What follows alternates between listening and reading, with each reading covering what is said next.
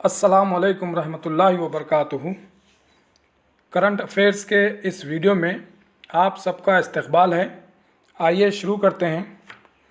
पहला सवाल है, इसरो ने PSLV C-53 रॉकेट फ़िज़ा में कहाँ से भेजा? चार ऑप्शन हैं, थम्बा, सतीश धवन स्पेस सेंटर, जज़ीरे अब्दुल कलाम या बेंगलुरु। जवाब देने से पहले ये ऑप्शंस पर आप गौर कर लें। तीन ऑप्शन बहुत अहम हैं, थम्बा, सतीश धवन स्पेस सेंटर और जज़ीरे अब्दुल कलाम। ये तीनों वो मुकामात हैं जहां से रॉकेट फ़िज़ा में भेजी जाती है। और इस सवाल का सही जवाब है सतीश धवन स्पेस सेंटर। इसरो ने PSLV C-53 रॉकेट फ़िज़ा में सतीश धवन स्पेस सेंटर से भेजा है। यहाँ पर अगला सवाल बनता है, सतीश धवन स्पेस सेंटर कहाँ वाक़ है? ये श्रीहरिकोटा आंध्र प्रदेश में वाक़ है। इसके अलावा थम्बा जो ऑप्शन है, थम्बा में जो स्पेस सेंटर है वो विक्रम साराभाई स्पेस सेंटर है और जज़ीरे अब्दुल कलाम जो है वो उड़ीसा में है। इसके अलावा इस सवाल में कुछ और सवाल बनते हैं। पहला है इसरो। इसरो का फुल फॉर्म है इंडियन स्पेस रिसर्च ऑर्गेनाइजेशन। दूसरा सवाल बनता है, स्पेस का सदर मुकाम कहाँ है? तो इसरो का सदर मुकाम है बेंगलुरु। उसके बाद का सवाल है, इसरो के चेयरमैन कौन हैं? इसरो के मौजूदा चेयरमैन हैं S सोमनाथ। अगला सवाल है कि इसरो कब कायम हुआ? सही जवाब है इसरो 15 अगस्त 1969 में इसरो कायम हुआ। इसके अलावा एक और लफ्ज़ है PSLV।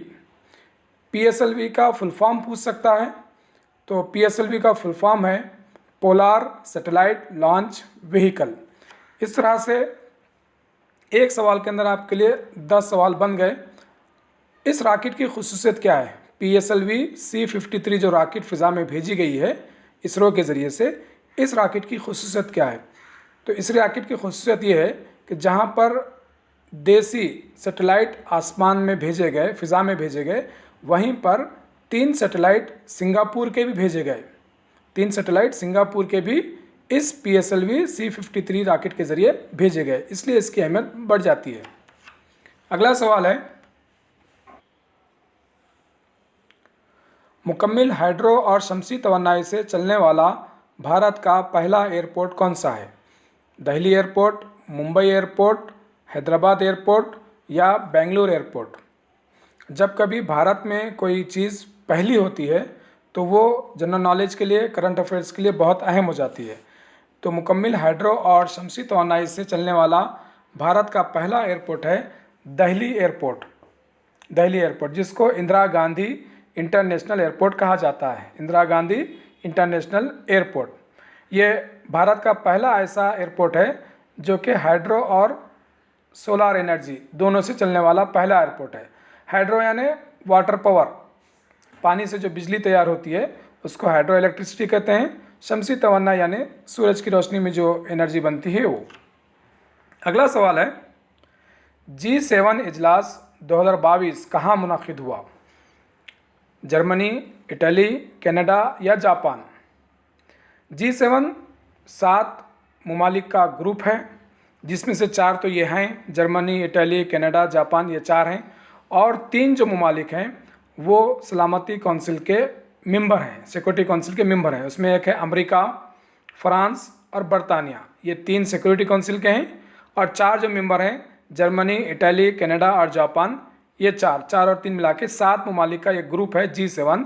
इनका हाल ही में एक इजलास हुआ, मीटिंग हुई। वो कहाँ पर हुई? वो हुई है जर्मनी में। जर्मनी में तो यहाँ पर आपको 2-3 नाम आपको याद रखना है।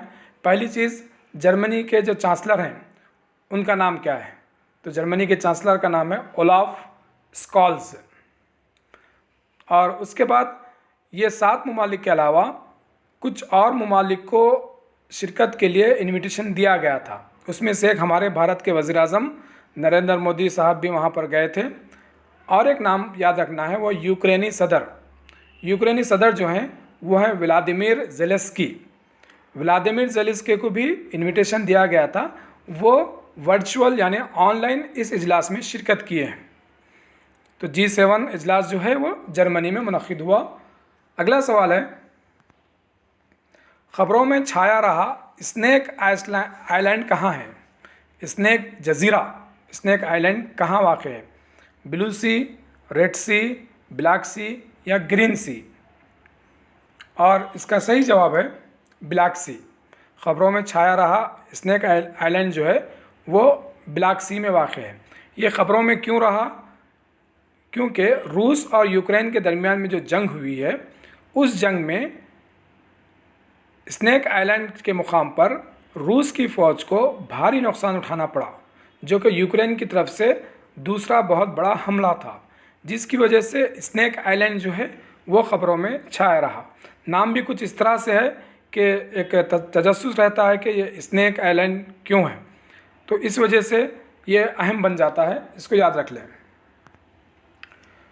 अगला सवाल है, 40वां चेस ओलंपियाड का मेज़बान मुल्क कौन सा है? बहरीन, क़तर, सऊदी अरब या भारत? और सही जवाब है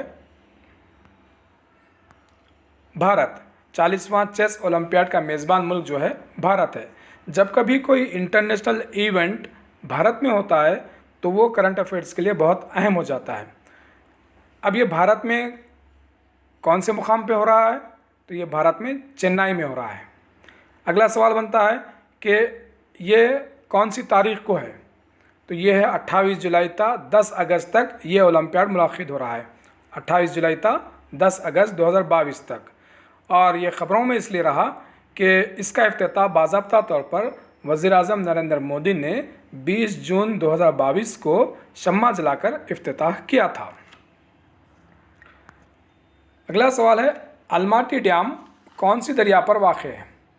ये जनरल नॉलेज का सवाल है, लेकिन ख़बरों में ज़्यादा आता रहता है, इस वजह से इसको मैंने शामिल किया है कि अलमाटी डैम कौन सी दरिया पर वाक़ है? कावेरी, कृष्णा, पेरियार या तुंगभद्रा? और सही जवाब है कृष्णा। अलमाटी डैम कृष्णा दरिया पर वाक़ है। ये ख़बरों में क्यों रहता है? इस डैम ये जो डैम है ये कृष्णा दरिया पर बनाया गया है। तो ये कृष्णा दरिया जो है वो महाराष्ट्र, कर्नाटक से होते हुए तेलंगाना और आंध्रा से होते हुए ये जाके समुद्र में मिलती है। तो इसका जो पानी है, ये पानी जो है अलमाटी डैम की ऊंचाई से ये दो स्टेट तेलंगाना और आंध्रा को पानी नहीं मिल पाता है, जिसकी वजह से ये हमेशा सुप्रीम कोर्ट में इस ताल्लुक़ से गर्मा गर्मी चलते रहती है। अलमाटी डैम का जो पुराना नाम था वो लाल बहादुर शास्त्री डैम था, इसको भी याद रख लें। यहाँ पर अहम यही है कि अलमाटी डैम कृष्णा दरिया पर वाक़ है। अगला सवाल है, RAW के चीफ कौन हैं? ये चारों नाम भी बहुत अहम हैं। दिनकर गुप्ता, समंत कुमार, NV रमना, शक्तिकांता दास। चार भी नाम अहम हैं। पहले हम जवाब ढूंढ लेते हैं। रा के जो चीफ हैं वो हैं समंत कुमार। समंत कुमार, रा का फुल फॉर्म है रिसर्च एंड एनालिसिस विंग। इनकी मियाद जो है वो 1 साल के लिए बढ़ा दी गई है। अभी भी यही थे 1 साल और इनको बढ़ा दिया गया है। अब ऑप्शंस पे गौर करते हैं। पहला है दिनकर गुप्ता। दिनकर गुप्ता भी NIA के नए डायरेक्टर जनरल हैं। NIA ये भी नया नाम है एकदम दिनकर गुप्ता का। इनको NIA का डायरेक्टर जनरल बनाया गया है। NIA का फुल फॉर्म है नेशनल इन्वेस्टिगेशन एजेंसी, जो कि हर दंगा फसाद के मौके पर इसका नाम आते रहता है NIA का। तो दिनकर गुप्ता को भी याद रख लें कि NIA के जो डायरेक्टर जनरल हैं वो दिनकर गुप्ता हैं। और सी ऑप्शन जो NV रमना है ये भी बहुत अहम है। ये सुप्रीम कोर्ट के चीफ जस्टिस हैं, मुख्तलिफ़ फ़ैसलों में इनका नाम आते रहता है। और ऑप्शन डी जो है शक्तिकांता दास, ये RBI के गवर्नर हैं। ये चारों भी बहुत अहम हैं, किसी के ताल्लुक़ से भी कुछ भी पूछा जा सकता है। अगला सवाल है, FIFA under 17 women's world cup कहाँ मुनक़िद होगा? भूटान में, पाकिस्तान में, श्रीलंका में या इंडिया में? तो सही जवाब है इंडिया में। FIFA under 17 women's world cup ये मुनक़िद होगा इंडिया में। अब इंडिया में कहाँ मुनक़िद होगा? इसके जो ग्रुप मैचेस हैं वो कलिंगा स्टेडियम उड़ीसा में होंगे, और सेमीफाइनल मैचेस जो हैं वो गोवा में होंगे, और फाइनल मैच जो होगा वो मुंबई में होगा। अगला सवाल है, पृथ्वी 2 मिसाइल का कहाँ कामयाब तजुर्बा किया गया? चांदीपुर, शामीरपेट, श्रीहरिकोटा, थम्बा। ये नाम ऑप्शंस में जो हैं वो आते रहते हैं, एक दफ़ा इनको जहन नशीन कर लीजिए, बाकी बार बार रिपीट होते रहते हैं, कंफ्यूज ना हो।